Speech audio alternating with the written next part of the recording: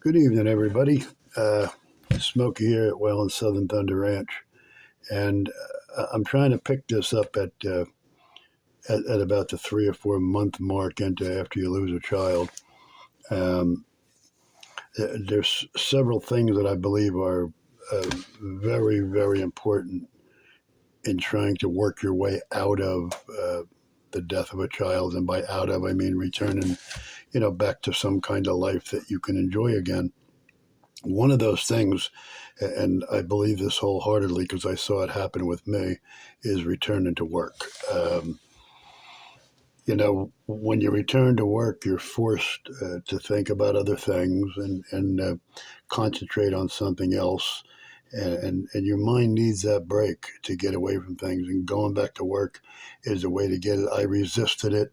I was out for 3 months, and I went back for a few days, and then I went back out for another couple months. But at the 5 month mark, I pretty much, I knew it was the thing to do, and that's what was going to work for me.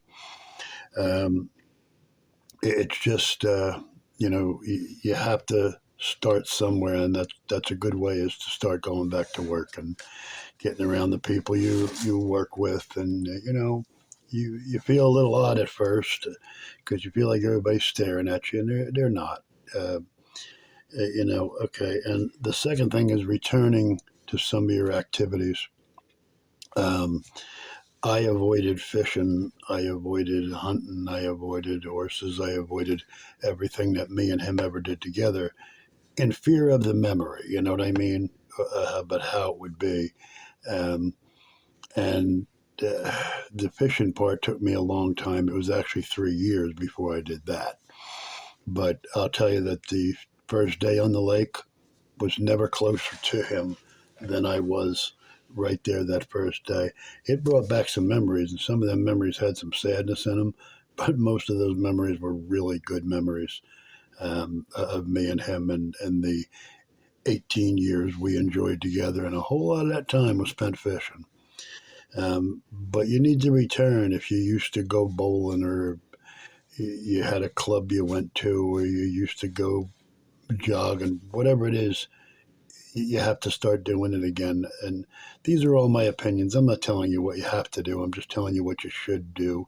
It worked for me, and I've seen it work for countless others. I think I've mentioned I've worked with over 1,200 families, and I've seen a lot of success. And I've also seen a lot of people that went the opposite direction and never returned to work, went on disability and they spend all their time in their house. You know, they become afraid to go to a store. I've had people tell me they can't go to a store, they can't go to church because there's other people there. And you can, and once you do it, once you usually realize you can. Um, And it brings me to my third point. I'll probably get a little heat for this, and I hope not. I don't want to make anybody mad. This is just my observations from working with so many families. You find the people that stay home, generally they tend to hook onto Facebook, and that's what they do then. And it's all day long. It's all day long. It's picture after picture of their child, scriptures, sayings, uh, you name it. And it's wonderful to put something on Facebook, and I see a lot of things on Facebook from parents, and I understand. I like them, the pictures, the memories, the things that went on. But when it gets to be a constant thing of all day, all night, that's all you do. It's not good for you. It's not good for you. And like I said, I know some people might even take offense to what I'm saying right now, but I know it's true. I watch it, and there's nothing wrong with doing it. I mean, going on Facebook and posting a picture and that, but the constantness of it, you are embedding this in yourself to where you can't get away from it. You never get away from it, and it's almost. I used to call it being addicted to sadness, and by that I mean some people feel that if they don't constantly do this. Don't constantly talk about it. Don't constantly be sad about it. Don't constantly uh, be just have this on their mind that they're letting their kid down, that they're forgetting them, and that's not the way it is. That's not the way it is. That's not what they want you to do. I mean, think about it, right?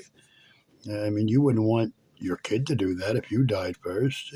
There's a mourning period, but that period has to lighten up. I'm not going to say get over it because it will never be over. I mean, my son's gone 25 years. I miss him every day. Um, but I don't mourn all day, every day. And the reason is I allow myself to get away from it and do other things. And, you know, like I said, I hope this doesn't offend or make anybody mad. And I'm not telling you you can't do it or shouldn't do it. I'm telling you I don't think it's good for you. Um, I just don't think it's the way to go with it. So anyhow, love to hear your input on this, good or bad. If you don't like what I'm saying, I can take it. You can tell me what you really think. All right, so I'll leave you all. Have a good night, and hope to talk to you soon. God bless you.